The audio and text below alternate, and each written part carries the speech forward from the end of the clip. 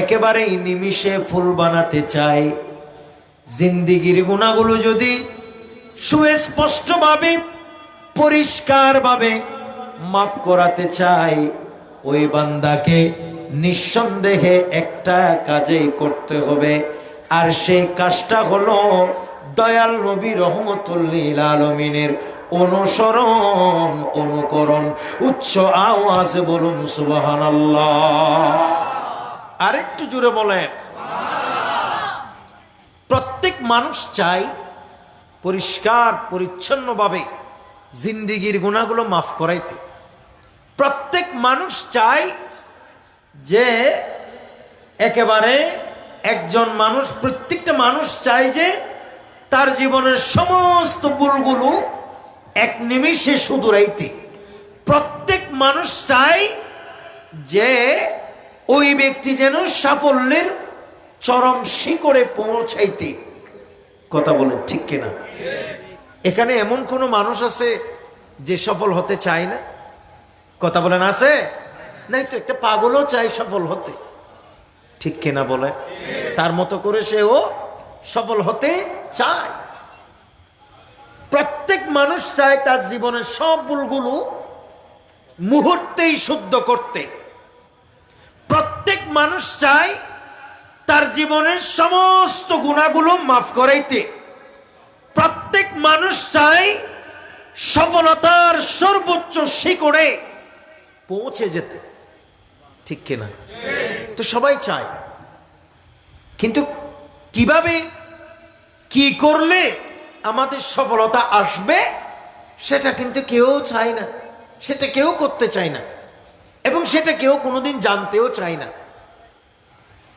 আজকে আমি তাদেরকে বলছি, জীবনে যদি সমস্ত কাজগুলো মুহূর্তে শুধরাইতে চান, জিন্দেগির সমস্ত গুনাহ যদি মাফ করে নিষ্পাপ হয়ে যেতে চান, জিন্দেগিতে যদি সফল কাম হতে চান, তাহলে করণীয় হলো একটাই, সেটা হচ্ছে আল্লাহ এবং রসুলের অনুসরণ অনুকরণ করা। একটু জোরে বলুন না সুবহানাল্লাহ। নবীর অনুসরণ ছাড়া কেউ সফল হওয়া সম্ভব নয়। বলেন সম্ভব নয়। আপনারা কি আমার কথা বুঝতেছে? আমার কথা কিন্তু বুঝার। কোন ওয়াজ আছে শোনার, কিছু ওয়াজ আছে কিসের? বুঝার। আমাদেরটা বুঝার, আমারটাতে এত সুন্দর পাবেন না, কিন্তু আপনি শুনলে কথাগুলো জীবনের জন্য ফায়দা হবে। আল্লাহ যেন কবুল করে। জাতীয় কবি কাজী নজরুল ইসলাম বলেছেন এই কথাটাকে এভাবে, রাসূল নামে রশি ধরে যেতে হবে খোদার ঘরে। একটু জোরে বলো না সুবহানাল্লাহ। হ্যাঁ, কি সুন্দর কথা। রাসূল নামে রশি ধরে যেতে হবে খোদার ঘরে, নদী তরঙ্গে যে পড়েছে ভয়, নদী তরঙ্গে যে পড়েছে ভয়, দরিয়াতে সে আপনি মিশে হযরতকে ভালোবেসে আল্লাহকে যে পাইতে চায়। সালাতুনিয়া আলাইকুম সালাম। এবার সকলে বলেন না মারহাবা। তাহলে আমরা সকলেই সফল হতে চাই কি চায় না? আল্লাহ পর্যন্ত পৌঁছাতে চায় কি চায় না? নিজের জীবনের গুনাহগুলো মাফ করাতে চায় কি চায় না? তাহলে যারা যারা চায় যে সফল হতে, গুনাহ মাফ করাইতে, আল্লাহ পর্যন্ত পৌঁছাইতে, তাহলে তাদের জন্য একমাত্র অনুকরণীয় আদর্শ হচ্ছে, তাদের জন্য একমাত্র পদ্ধতি হচ্ছে আল্লাহর রাসূলের দেখানো এবং শিখানো আদর্শ অনুসরণ অনুকরণ করা। কথা বলেন ঠিক কিনা? রাসূল নামের রশি ধরে যেতে হবে কার ঘরে? খোদার করে। সুবহানাল্লাহ বলেন। এখানে রশি মানে গরু বাঁধে রশি ন, এ বাচ্চা এ তুমি এদিকে চলে আসো, তুমি এদিকে আসো। তাহলে এখানে রশি মানি গরু বাঁধে রশি ন, এখানে রশি মানি কোনটা? আমার নবীর সুন্নাহ, আমার নবীর আদর্শ, আমার নবীর দেখানো এবং শিখানো পদ্ধতি। একটু জোরে বলুন না সুবহানাল্লাহ। নবীজির জীবনে তো আমাকে তো বলা হচ্ছে যে আদর্শ জীবন গঠনে মহানবী ইসলামের অবদান, আমার নবীর অবদান বলে কোনোভাবে শেষ করা সম্ভব নয়। দেখা যায় যে আল্লাহর হাবিব পাক সাহিবুল আওলাদ সাল্লাল্লাহু আলাইহি ওয়াসাল্লাম দুনিয়াতে যেদিন এসেছেন সেদিন থেকে শুরু করে আমার নবীর ওফাতের ইন্তেকালের আগ পর্যন্ত প্রত্যেকটি পদক্ষেপে দয়াল নবী আদর্শ সমাজ গঠনের জন্য আমাদের জন্য অনুকরণীয় আদর্শ রেখে গেছেন। কথা বলেন ঠিক কিনা? নবী করিম সাল্লাল্লাহু আলাইহি ওয়াসাল্লাম শুভ আগমনের অর্থাৎ জন্মের 16-17 দিন মার কাছে ছিলেন, হযরতে আমিনা রাদিয়াল্লাহু তাআলা আনহার কাছে ছিলেন। সবার কি মনোযোগ আছে? নবীজির আম্মা জানের নাম কি? হযরতে আমিনা। হযরতে আমিনার কাছে ছিলেন মাত্র কয়দিন? 16 থেকে 17 দিন।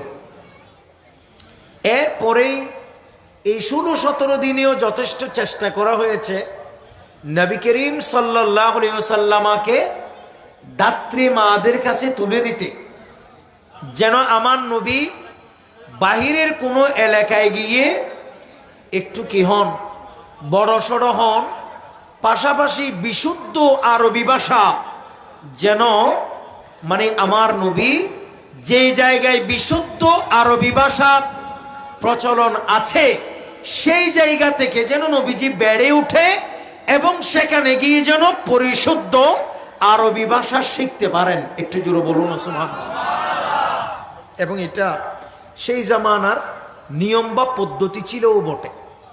আমরা তো আমাদের বাচ্চাদেরকে অনেক বাবা মারা মাদ্রাসায় হোস্টেলে দিতে চায় না। কথা বলেন ঠিক কিনা?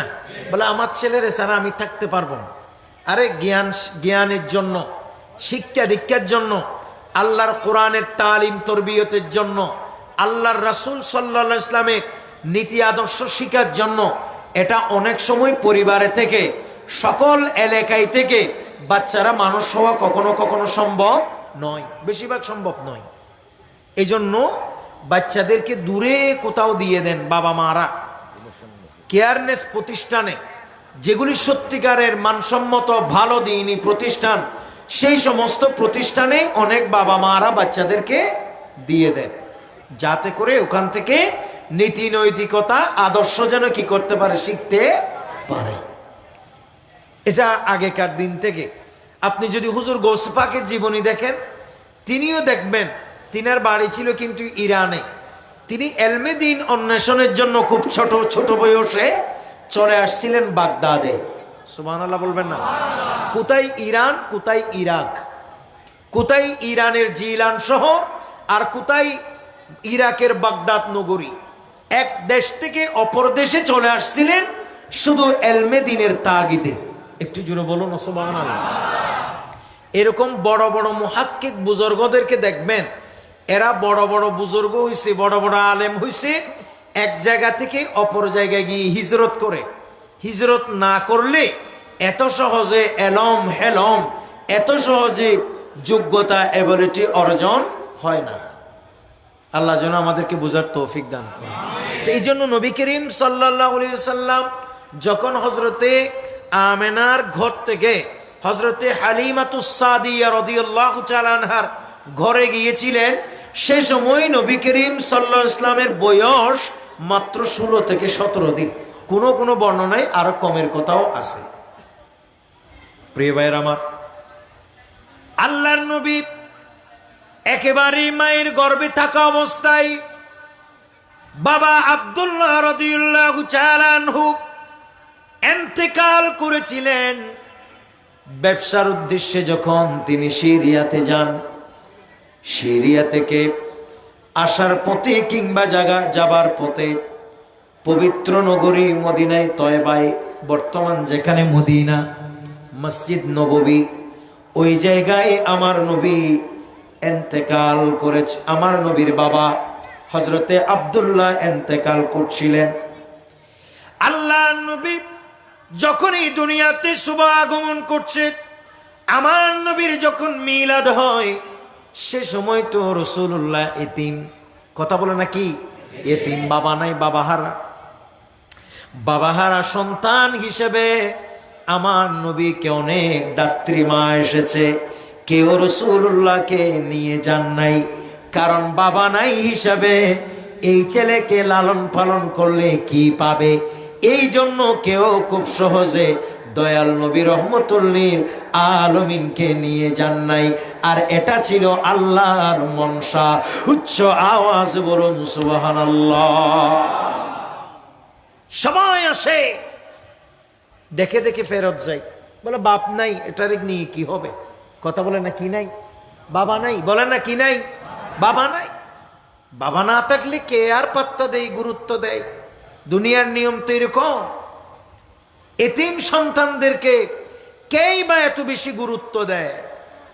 কিন্তু মনে রাখবেন, এতিম বাচ্চাদের আদর করে মাথার মধ্যে হাত বোলাই দেয়া, টাকা না দিলেও, পয়সা না দিলেও আদর করে মাথায় হাত বুলিয়ে দেয়া, এক হাদিসে এসেছে এটাও সৎকার সমতুল্য সওয়াব। এটা করবে? আমার নবীকে কেউ নিয়ে গেলেন না। হযরতে হালিমাতুস সাদিয়া, তিনিও অত্যন্ত গরিব মানুষ ছিলেন।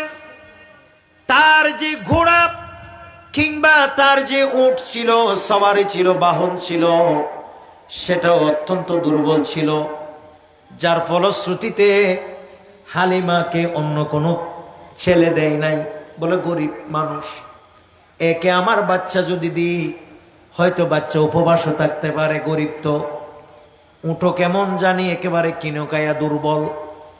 এভাবে করে এদিকে নবী করিম সাল্লাল্লাহু তাআলা আলাইহি ওয়াসাল্লামকে কেউ নিয়ে যান নাই, আর এদিকে হালিমাতুস সাদিয়াকে অন্য কোনো ছেলে মেয়ে দেয় নাই। সুবহানাল্লাহ বলে। এদিকে হালিমাও কোনো বাচ্চা পান নাই, এদিকে আমার নবীকেও কেউ নেন নাই। এক পর্যায়ে প্রায় 16-17 দিন পর হালিমাতুস সাদিয়া রাসূলুল্লাহর ঘরে তশরীফ আনলেন। আব্দুল মুত্তালিবের ঘরে আসলেন। আসার পরে আমার নবীর সংবাদ পাইলেন, মুহাম্মদ নামক একজন ছোট্ট শিশুর, নবজাতকের খবর পাইলেন। হযরতে হালিমা যেই মুহূর্তে রাসূলুল্লাহর নূরানী চেহারা মুবারক থেকে চাদর সরাইলেন, ইমামুল আম্বিয়া হযরতে হালিমাতুস সাদিয়া চেহারার দিকে তাকাইয়া শিশু নবী এমন একটা মুস্কি হাসি দিলেন, হালিমাতুস সাদিয়া আমার নবীর মুস্কি হাসি দেখে পাগল হয়ে গেছে। আমার নবীর চেহারায় আমার দিকে হালিমাতুস সাদিয়া বিস্মিত হয়ে গেছে। এমনকি নবী করিম সাল্লাল্লাহু আলাইহি ওয়াসাল্লাম সে সময় অন্য শিশুরাও তাকে 16-17 দিনে বেখবর, অবুস বেবুস। কথা বলেন ঠিক কিনা? দুনিয়ার মানুষ 16-17 দিন বয়স কিছু বুঝে না, মাথা না বুঝে না। 16-17 দিন বয়সে দিবে কি বুঝিব? ইবে কিছু কম পড়বে, ট্যাঁ টু কে কু হাতে দিল না মাথায়, ঠিক নেবে ঠিক। এমনকি ঘরের মধ্যে এক রকমের গন্ধ ছড়াই, স্বাভাবিকভাবে, বিশ্রী না হোক, গন্ধ ছড়াই। কিন্তু আমার নবী যেই ঘরে তো শিব আনছে, সেই ঘরটা তো পুরা মেশক আম্বরের খুশবু হয়ে গেছে। আমার নবী যেই ঘরে তো শিব এনেছে, সেই ঘরে অন্যান্য শিশু বাচ্চা দুনিয়াতে আসলে যেভাবে কান্নাকাটি আসে, আমার নবী দুনিয়াতে আসার পর কোনো কান্না নাই। একটু জোরে বলো না সুবহানাল্লাহ। বিভিন্ন কিতাবাদিতে আসছে, আল বিদায়া ওয়ান নিহায়া সহ, ইমাম ইবনে কাসির সহ বড় বড় ইতিহাসবিদগণ লিখেছে, সিরাত লেখকগণ লিখেছে, বলে নবী করিম সাল্লাল্লাহু আলাইহি ওয়াসাল্লাম দুনিয়াতে শুভ আগমন করে সর্বপ্রথম যেই কথাটি বলেছিলেন সেটা হচ্ছে আশহাদু আল্লা ইলাহা ইল্লাল্লাহু ওয়া ইন্নী রাসূলুল্লাহ। একটু জোরে বলুন না সুবহানাল্লাহ। এটার মানে কি? এটার মানে আমি সাক্ষ্য দিচ্ছি আল্লাহ ছাড়া কোনো মাবুদ নাই, তিনি লা শরীক, তার কোনো শরীক নাই। আর আমি তোমাদেরকে বলছি নিশ্চয়ই আমি হলাম আল্লাহর রাসূল। আরো জোরে বলেন না সুবহানাল্লাহ। এমনকি কোন কোন বর্ণনায় আসছে নবী করিম সাল্লাল্লাহু আলাইহি ওয়াসাল্লাম দুনিয়াতে আগমনের সাথে সাথে হযরতে আমেনা রাদিয়াল্লাহু তাআলা আনহা আমার নবীর আম্মাজান বর্ণনা করছেন, বলে আমার সন্তান দুনিয়াতে এসেই সিজদায় পড়ে গেছে, গুনগুন শব্দে কি যেন বলছে, আমি কান লাগিয়ে শুনলাম আমার সন্তান বলতেছে রব্বি হাবলি উম্মতি, রব্বি হাবলি উম্মতি। একটু জোরে বলুন সুবহানাল্লাহ। এটা দুনিয়ার অন্য কোনো বালকের মতো, অন্য কোনো শিশুর মতো শিশু নয়। 17 দিন তো এটা অনেক দিন। এটা তো আমি যেটা বলছি এটা মাত্র হওয়ার সাথে সাথে ঘটনা। প্রিয় ভাইয়ের আমার, ইত্য বছরে হযরতে হালিমাতুস সাদিয়া নিজের স্বামীর সাথে সিদ্ধান্ত নিলেন, স্বামী আমার এই সন্তানকে কোনোভাবে এই সন্তানকে ফেরত দেয়া যাবে না। স্বামী বলে তিনার তো বাবা নাই। হালিমা বলে বাবা না থাকলে অসুবিধা নাই। বাবা না থাকলে অসুবিধা নাই, কারণ আমি এই চেহারা, এই শিশুর চেহারার ভিতরে একটা গভীরভাবে মায়া লক্ষ্য করছি। এই শিশুর চেহারায় আমি বড় ধরনের একটা নিয়ামত এবং বারাকা লক্ষ্য করছি। ও আমার স্বামী রে, আমাকে মোটেও নট করবা না, প্রয়োজনে বাবা না থাকুক, এমনকি কেউ না থাকুক, আমি এই শিশুটির অভিভাবক হতে চাই। হালিমাতুস সাদিয়া রাসূলুল্লাহকে কথাবার্তার মাধ্যমে নিলেন। আল্লাহর নবী তখন মাত্র বয়স 16 কিংবা 17 দিন। হালিমাতুস সাদিয়া কোন কোন বর্ণনায় আসছে ইতিপূর্বে যত মহিলা আসছিলেন দাত্রী মাতা হিসাবে যারা ইতিমধ্যে আসছিলেন আমার নবীকে দুধ খাওয়ানোর প্রচেষ্টা চালাইছে, কিন্তু কারো দুধ আমার নবী পান করেন নাই। কিন্তু হালিমাতুস সাদিয়া যখন এই রাসূলুল্লাহকে দুধ দিলেন মুখে, আল্লাহর হাবিব মন ভরে দুধ পান করে নিলেন।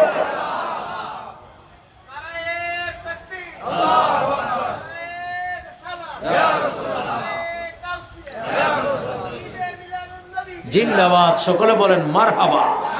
আল্লাহ আমাদেরকে কবুল করুক, আমিন বলেন। ভাই আমার একটু খেয়াল করেন, আপনারা কি বিরক্ত হচ্ছে?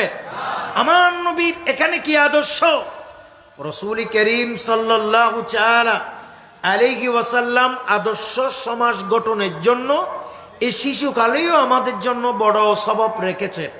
তৎমধ্যে উল্লেখযোগ্য সবব হচ্ছে হালিমাতুস সাদিয়া রাদিয়াল্লাহু তাআলা আনহা বলছেন, বলে আমি যখন আমার আদরের মুহাম্মদ, সবাই বলেন সাল্লাল্লাহু আলাইহি ওয়াসাল্লামাকে আমি যখন প্রথম ডান স্তন থেকে দুধ পান করাইলাম, কিছুক্ষণ পরেই আমি যখন ঘুরিয়ে বাম দুধ দিলাম, আমি যখন বাম দুধের মধ্যে আমার সন্তান আদরের শিশু মুহাম্মদকে যখন দুগ্ধ দেবার চেষ্টা করলাম, দেখি যে মুহাম্মদ ওই যে প্রথম ডান দুধে মুখ দিয়েছিল আর সেই জবান, সেই মুখটা আর বাম দুধে লাগাই না। সুবহানাল্লাহ। আমি চিন্তা করলাম কি হলো, এভাবে একবার, দুইবার, তিনবার করে করে প্রায় 2 বছর আমি যে দুধ পান করিয়েছি, সেই দুধ পান 2 বছর যাবত দুধ পানে কোনোদিন ভুলেও আমি যখনই বাম দুধ দিতাম, আমার আদরের মুহাম্মদ বাম পাশেরটাতে কখনো মুখ দিতেন না। আমি যখনই দিয়ে চেষ্টা করতাম, তিনি কখনো বাম পাশে মুখ দিতেন না। যেদিন প্রথম দিন যেটাতে মুখ দিয়েছিলেন, যেদিন প্রথম মুখ দিয়েছিলেন ডানটাতে, এই 2 বছর যাবত আমার জাদু মুহাম্মদ এই ডান দুধ থেকেই পান করেছেন। একটু জোরে বলুন সুবহানাল্লাহ।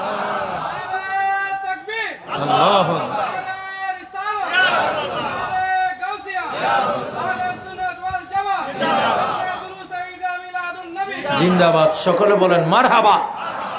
ভাই আমার নবী করিম সাল্লাল্লাহু আলাইহি ওয়াসাল্লামকে প্রায় 2 বছর দুধ পান করানো হয়েছে।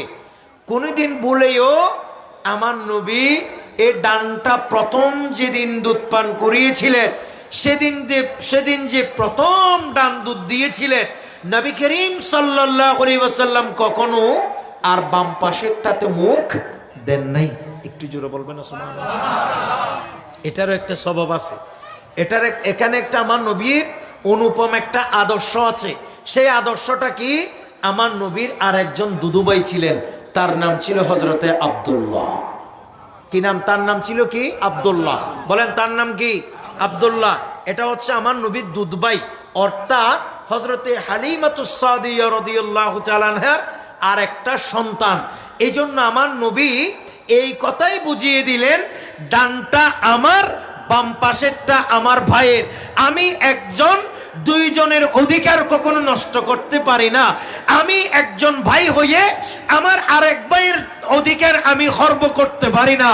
আমার নবী কুলে বসে, আম্মা জানের কুলে বসে, দুদু মায়ের কুলে বসে এই বিশ্বের মানুষকে অনুপম আদর্শের শিক্ষা দিয়েছে, হকের তালিম দিয়েছে।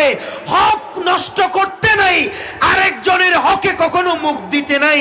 সেই শিক্ষা রাসূলুল্লাহ শিশুকালেই দুদু মায়ের কুল থেকে দিয়েছেন। জোরে বলেন সুবহানাল্লাহ। সেই শিক্ষা আমার নবী দুদু মায়ের কুল থেকে দিয়েছে।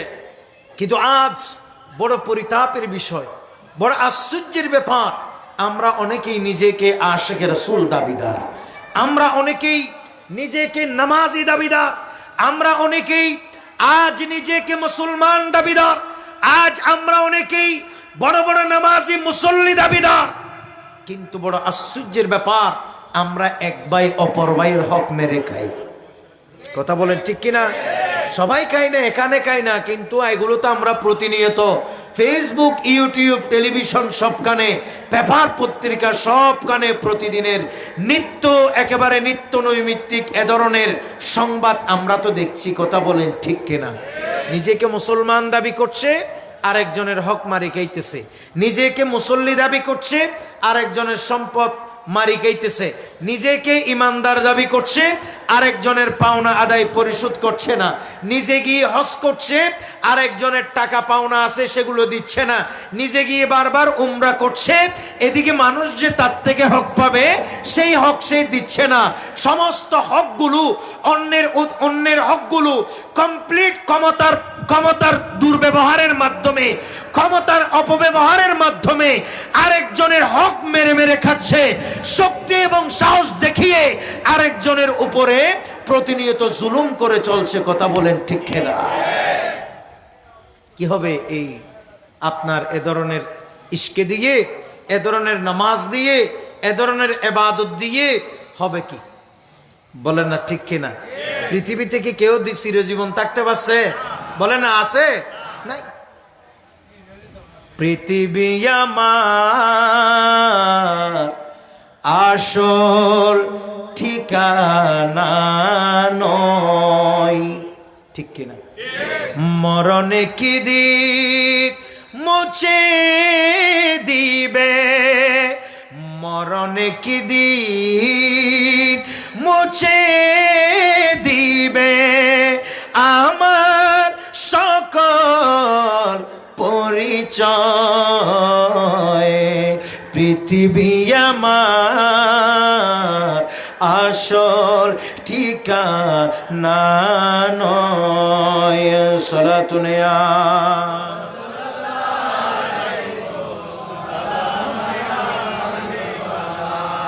দুনিয়াতে কত রাজা বাদশার কথা শুনি, সম্পদশালী, সারা পৃথিবী শাসন করছে নমরুদ। কথা বলেন না ঠিক কিনা? সারা পৃথিবী শাসন করছে, কি বললাম, নমরুদ। সারা পৃথিবী শাসন করছে কট্টর কাফের বখতে নাসর। সারা পৃথিবীতে বড় এক দাম্ভিক শাসক ছিল সাদ্দাত। বানাইতে বানাইতে খতিত বেহেশত পর্যন্ত বানাই ফেলছে। নাউজুবিল্লাহ বলেন না? বলেন। আজ সেই সাদ্দাদের, আজ সেই ফিরাউনের, আজ সেই নমরুদের, আজ সেই বখতে নসরের কোন রাজত্ব কি পৃথিবীতে আছে? বলে না ভাই আছে? ও ভাই, আরেকজনের উপর জুলুম করেন না। আল্লাহর জন্য যার পাওনা তারে দিয়ে দেন। কথা বলেন ঠিক কিনা? এটা কাজে আসবে, এটা ইতিহাস হবে, এটা আল্লাহর দপ্তরে লিপিবদ্ধ হবে। আপনি ভাই হইয়ে বোনের হক যদি পাওনা থাকে, বোনকে ডেকে বলে দেন, বোন রে আমার জন্য দোয়া করিস, এতদিন বুঝি নাই তোর হক কতগুলো, বাবা মারা গেছে কোন সময়, তোর হক কতগুলো আমার কাছে থাকে গেছে, আল্লাহর নামে তুই নিয়ে যা। বোনকে কখনো এই যুক্তি দিবেন না, তুই সম্পদ পাবি, কি হয়েছে, তোর তো আমি বিয়া দিছি, এদিকে বিয়া দিছি, এদিকে তোর সম্পদ আছে, কাটাকাটি হয়ে গেছে। নাউজুবিল্লাহ বলেন, এগুলা জুলুম। বলেন এগুলার নাম কি? জুলুম। কারণ বোনের, আপনি বোনকে বিয়ে দিয়েছেন, এটা আপনার দায়িত্ব, আর আপনি তাকে তার পাওনা বুঝিয়ে দিবেন, এটা আল্লাহর দায়িত্ব, আল্লাহর তরফ থেকে দেয়া দায়িত্ব। কথা বলেন ঠিক কিনা? এই জন্য মদিনাওয়ালাকে পাবেন, রসুলুল্লাহর আদর্শের কথা পাবেন। চোড় ফিকিরে দুনিয়া কি, চল মদিনা চলতি হে, চোড় ফিকিরে দুনিয়া কি, সলাতুনিয়া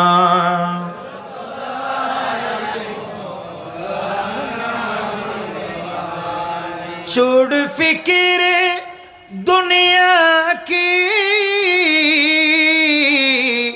चल मदीना चलती है, चल मदीना चलती है, मुस्तफा गुलामों की, मुस्तफा गुलामों की किस्मती बदलती है, छोड़ फिक्र दुनिया की, सलातुनिया।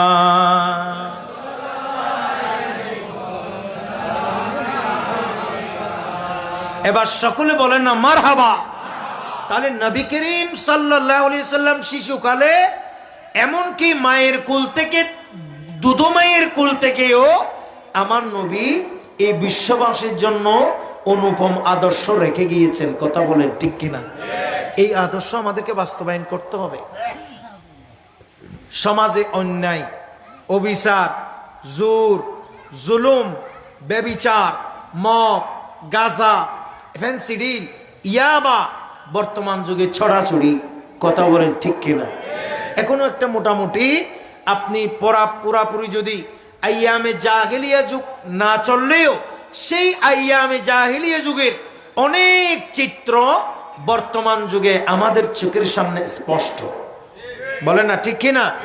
এগুলো এইরকম বর্বরতার যুগে, এরকম জেহালতের যুগে নবী করিম সাল্লাল্লাহু আলাইহি ওয়াসাল্লাম দুনিয়াতে আগমনের সাথে সাথে এই বিশ্বের মানুষকে জোর জুলুম থেকে, অন্যায় অবিচার থেকে বিভিন্নভাবে মানুষকে নিষ্কৃতি প্রদান করছিলেন।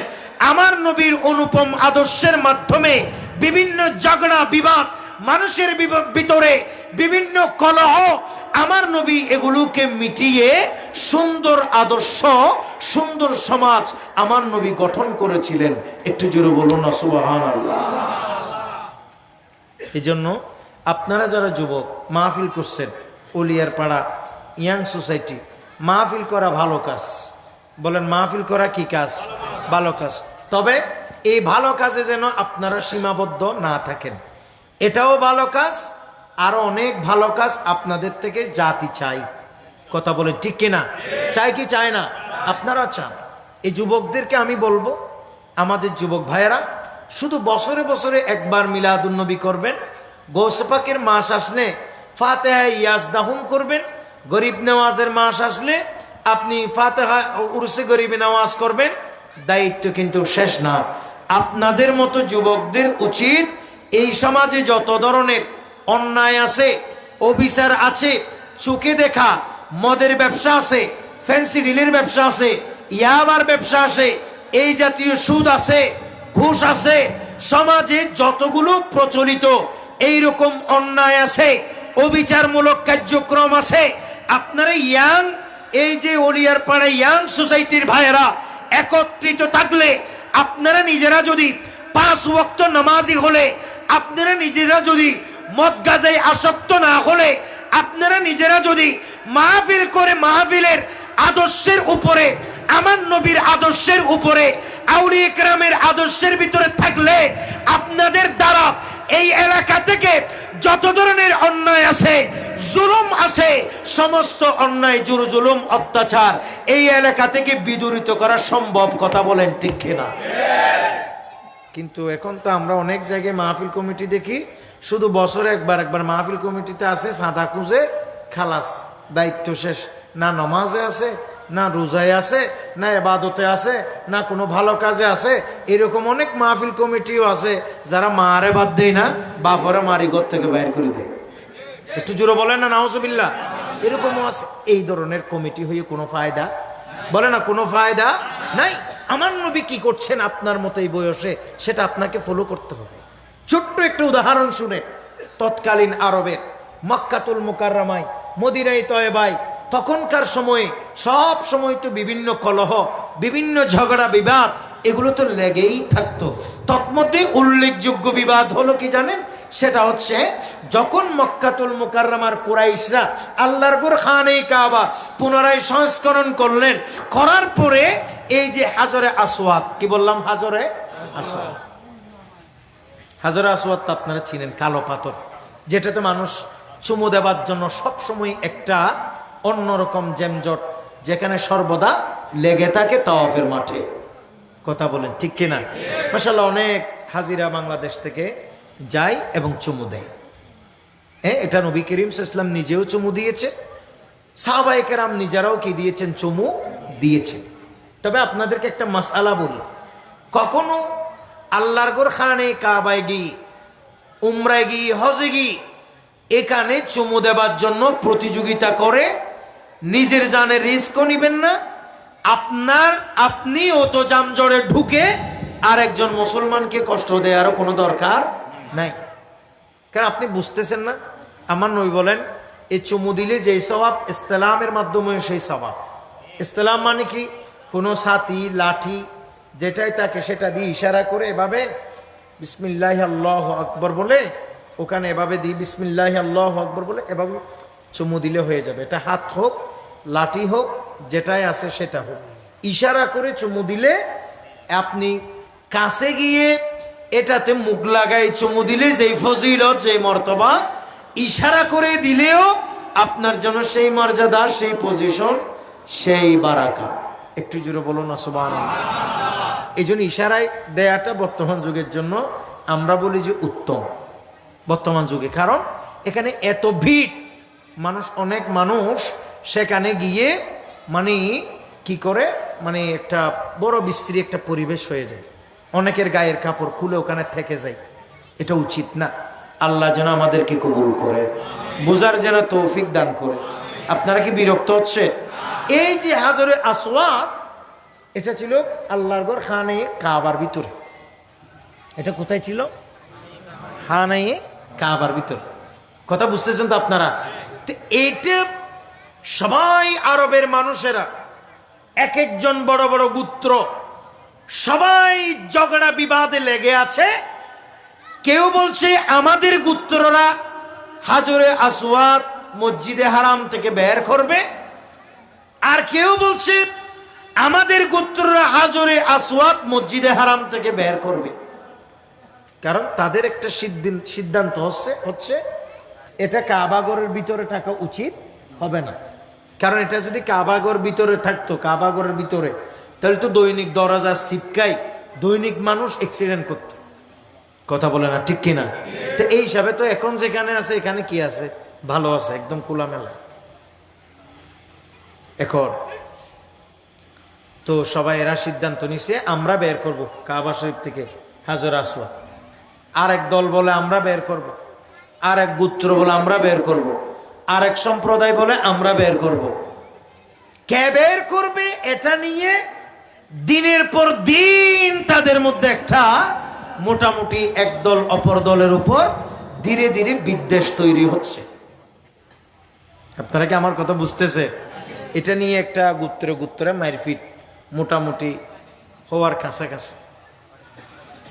একটা পর্যায়ে তারা সবাই মিলে একটা মিটিং করলো, বলে আসলে এভাবে করলে আমাদের মধ্যে একটা ঝগড়া বিবাদ লেগে যাবে।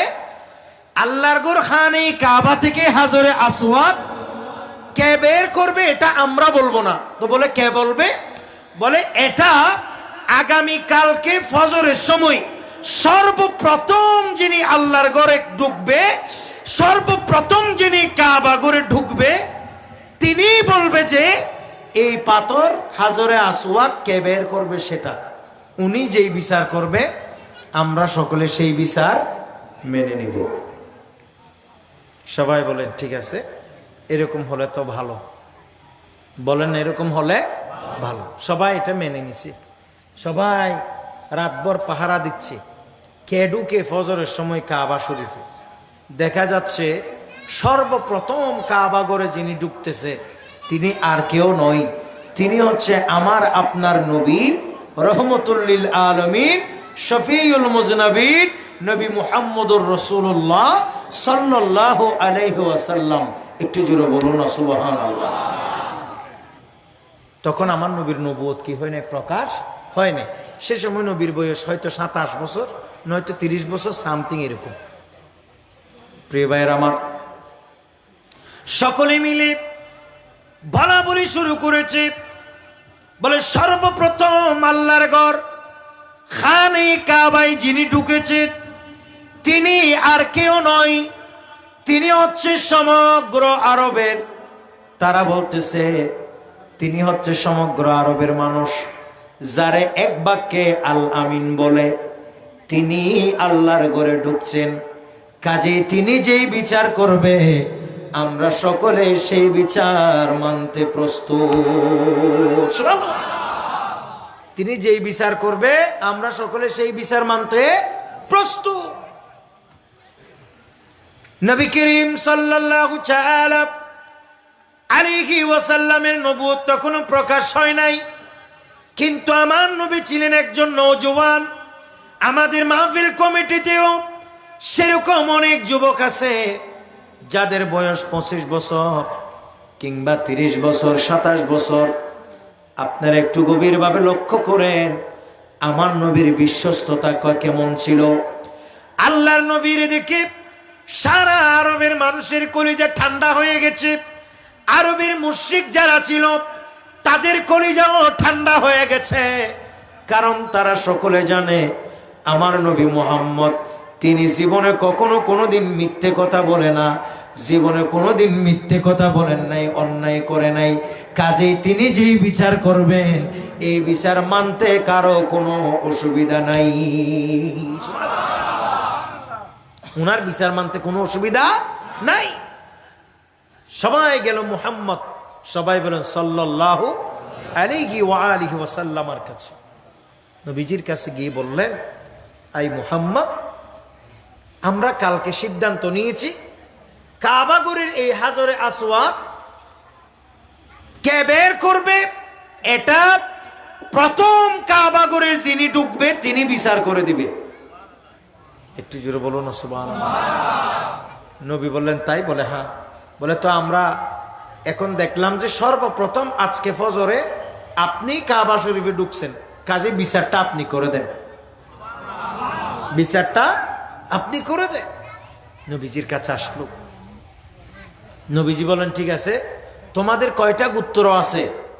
বলে আমাদের বড় বড় আরবের মধ্যে 4 গোত্র ঝগড়া করতেছে। কথা বলেন কয় গোত্র? এরা বলছে এরা, এরা বলছে এরা, এরা বলছে এরা, এরা বলে এরা, এরা বের করবে। এটা নিয়ে বিরাট জামিল হয়েছে। তামান নবী বলেন তাইলে ঠিক আছে, আমি তোমরা যদি বিচার মানো আমি তোমাদের বিচার করে দিচ্ছি। বলে অবশ্যই। বলে তাহলে 4 গোত্রের 4 জন প্রধান আমার কাছে আসো। একটু জোরে বলুন না সুবহানাল্লাহ। 4 গোত্রের 4 জন প্রধান আমার কাছে আসো।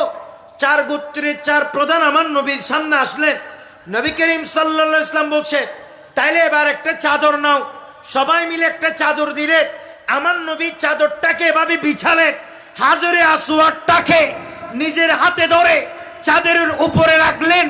নবীজি বলেন তোমরা চাচ্ছ তোমরা নিতে, তোমরা চাচ্ছ তোমরা নিতে, তোমরা চাচ্ছ তোমরা বের করতে, তোমরা চাচ্ছ তোমরা বের করতে। আমি তোমাদেরকে বিচার করে দিচ্ছি, তোমরা 4 গোত্রের 4 জন সর্দার এসে এই চাদরের 4 জনের 4 কোণায় ধরো, আর কারো প্রতি কারো কোনো বিদ্বেষ থাকবে না। 4 গোত্রের মানুষ মিলে আল্লাহর ঘরের ভেতর থেকে হাজরে আসওয়াদটা বের করো। একটু জোরে বলুন সুবহানাল্লাহ। আমার নবীর এই বিচার দেখে আরবের সব মানুষটা আশ্চর্য হয়ে গেছে, সকলে বিস্মিত হয়ে গেছে। হাই হাই, এত সুন্দর বিচার কিভাবে করতে পারে? কারো মন খারাপ হইল না, কারো মন ছোট হইল না। সকল গোত্রের পার্টিসিপেট ওই হাজরে আসওয়াদের মধ্যে আছে। এমনকি আমার নবী সরাসরি ধরে ওই হাজরে আসওয়াদ জায়গা থেকে নিয়ে চাদরের উপর তুললেন, সেখানে আমার নবীর ভূমিকাও আছে। একটু জোরে বলুন না সুবহানাল্লাহ।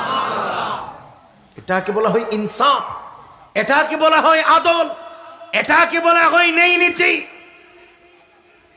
আমার নবী, আপনি চিন্তা করেন, ইনসাফের কথা, আদলের কথা, এগুলি তো কোরআনে আছে। কথা বলেন না, কোথায় আছে?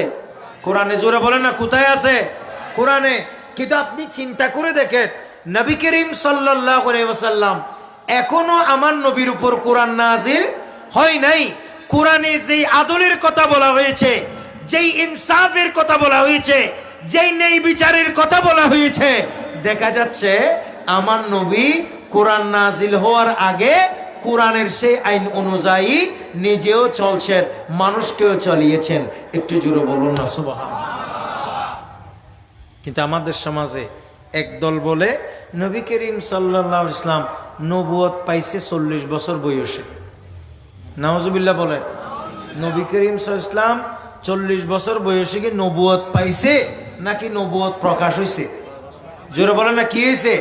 নবুয়ত প্রকাশ হইছে 40 বছর বয়সে। আমার নবী তো তখনও নবী ছিলেন যখন আদম হাওয়ার সৃষ্টি হয়নি। সুবহানাল্লাহ বলেন। আল্লাহ রাসূলকে প্রথম সৃষ্টি করে বন্ধুকে বন্ধু দেখেন মায়ার নজরে।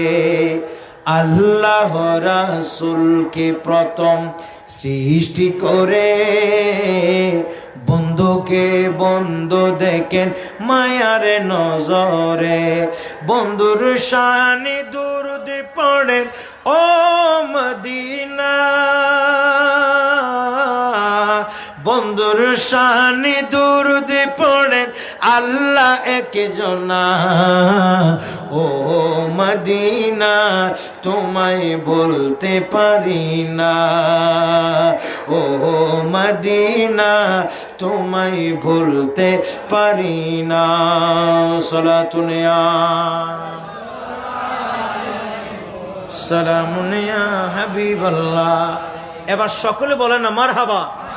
প্রিয় ভাইরা আমার, নবী করিম সাল্লাল্লাহু আলাইহি ওয়াসাল্লামের এরকম আদর্শ, এগুলো নবুয়ত প্রকাশের আগেও ছিল। সুবহানাল্লাহ বলবেন না? নবুয়ত প্রকাশের আগেও ছিল, নবুয়ত প্রকাশের পরে তো আছেই আছে। সুতরাং কে কথা বলার কোনো অবকাশ নেই।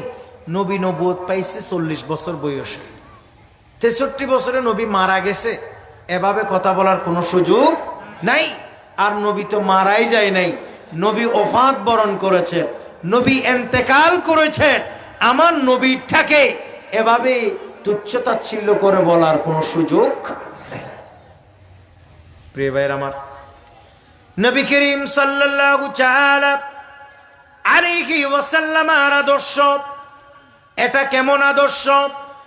আমার নবী নিজেও আদর্শ সমাজ প্রতিষ্ঠা করেছেন, আর সেই নবীর নীতি নৈতিকতা, আমার নবীর সে আদর্শ যে ব্যক্তি বাস্তবায়ন করবে, মনে রাখবেন ভাই, আমার নবীর সেই নীতি নৈতিকতা, সেই আদর্শ যে ব্যক্তি বাস্তবায়ন করবে, ওই মানুষটার পরিবারটাও হবে আমার নবীর দেখানো অনুপম আদর্শ মোতাবেক। ঠিক কিনা? আমার নবী যা করেছে আপনি তাই করেন, পরিবারটা সুন্দর হবে। কথা বলেন ঠিক কিনা? আমার নবী যাই করেছেন তাই করেন, আপনার সমাজটা সুন্দর হবে। আমার নবী যা বলেছেন তাই করে আপনার রাষ্ট্রটা সুন্দর হবে। কিন্তু এখন আমাদের ভিতর সেই আদর্শ নাই। নবী করিম সাল্লাল্লাহু আলাইহি ওয়াসাল্লামের মধ্যে যে একটা ক্ষমার মানসিকতা, আমার নবী যে হারে মানুষকে ক্ষমা করে দিয়েছেন, সেই ক্ষমা আজকে আমাদের ভিতরে আছে ভাই? নেই। এখন আমরা কিরকম? আগে ক্ষমতা তোমার ছিল, তুমি আমারে 4টা মামলা দিছো, এখন ক্ষমতা আমার হইছে, আমি তোমারে 8 গুণে 16টা মামলা দিব। তুমি আমারে ক্ষমতা দিয়ে ঘরে থাকতে, ক্ষমতার মাধ্যমে ঘরে ঘুমাইতে দাও নাই, আমি তোমাকে দেশেও থাকতে দিব না। কথা বলেন ঠিক কিনা? এটা হচ্ছে আমাদের বর্তমান যুগের, এটা নিত্যদিনের স্বভাব এবং মানুষের আদর্শ। কিন্তু নবী করিম সাল্লাল্লাহু তাআলা আলাইহি ওয়াসাল্লাম চোখে চোখে যারা দেখে আমার নবীকে গালি দিয়েছে, তাদেরকেও এক নিমেষে রাসূলুল্লাহ মাফ করে দিয়েছেন। সুবহানাল্লাহ বলেন না ভাই? চোখে চোখে দেখে যারা আমার নবীকে গালি দিয়েছে, তাকেও আমার নবী মুস্কি হেসে ক্ষমতা থাকার পরেও ক্ষমা করে দিয়েছে। এটাই নবীর আদর্শ। আল্লাহ নবীকে কতল করতে এসেছেন এরকম অনেক সাহাবী, কিন্তু নবীজি তারে সরাসরি হত্যা করে নাই কিংবা মারে নাই, এমনকি ভয়ও লাগাই নাই, আমার নবী ধমক দেয় নাই, তারে রাসূলুল্লাহ উত্তম আদর্শ দিয়ে মাফ করে দিয়েছেন। এক পর্যায়ে বুঝতে পেরে আমার নবীর কদমে উৎসর্গ হয়ে গেছে। অনেক বর্ণনা। এজন্য আল্লাহ পাক সুবহানাহু ওয়া তাআলা কুরআনুল কারীমে বলেছেন, ওয়া ইন্নাকা লাআলা খুলুকিন আযীম। আল্লাহ বলেন, নিশ্চয় হে রাসূল আপনি উত্তম চরিত্রের উপরে অধিষ্ঠিত। উচ্চ আওয়াজ বলুন সুবহানাল্লাহ। নবীর চরিত্র খুলকি আযীম, সাক্ষী আল কুরআন। ঠিক কিনা? নবীর চরিত্র খুলকি আযীম, সাক্ষী আল কুরআন। যে নবীজির ধরলে দামান, সফল দো জাহান।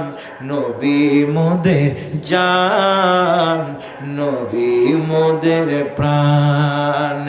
নবীর কাছে পাবো মোরা, নবীর কাছে পাবো মোরা খোদারি সন্ধান।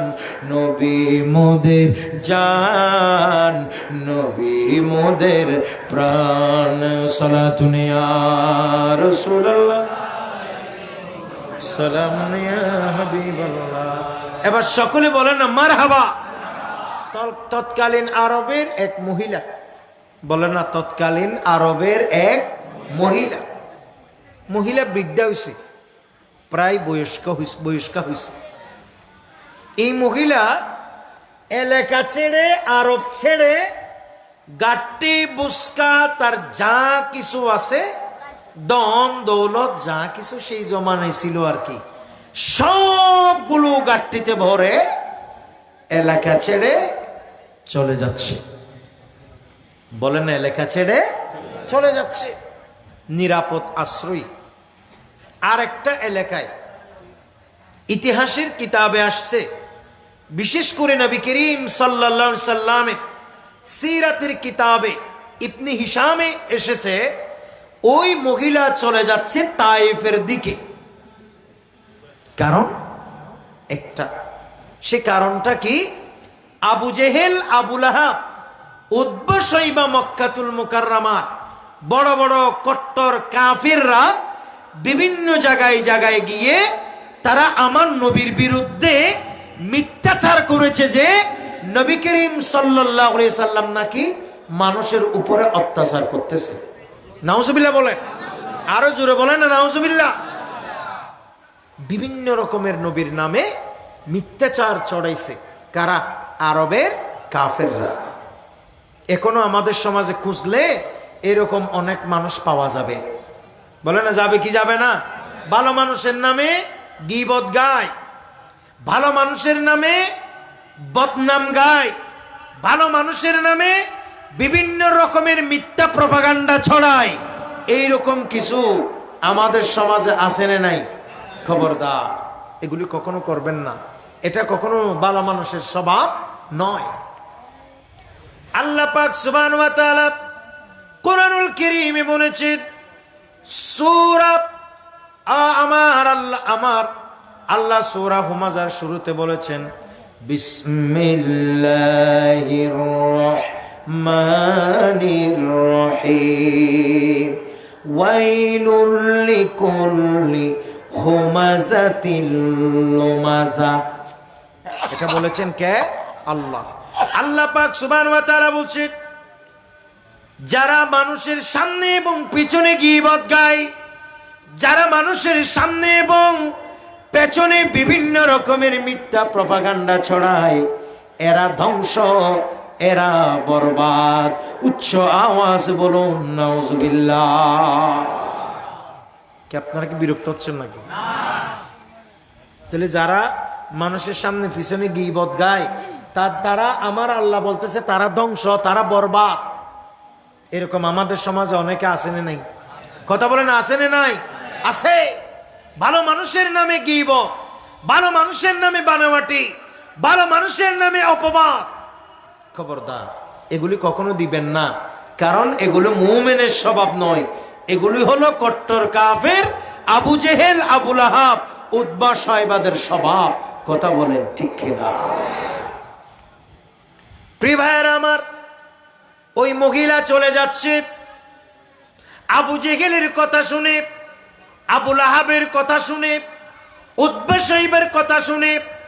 মহিলার মাথার উপর বিরাট গাঠি, বিরাট বোঝা। প্রচন্ড রোদের মাঝে মহিলা হাঁটতেছে, আর শরীর থেকে ঘাম টপ টপ করে ঝরে ঝরে পড়তেছে।